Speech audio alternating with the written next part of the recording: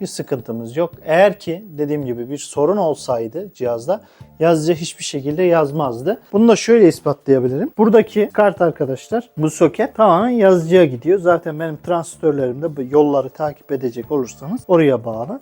Transistörleri süren elemanımız şurada değiştirmiş olduğumuz 7406 entegresi.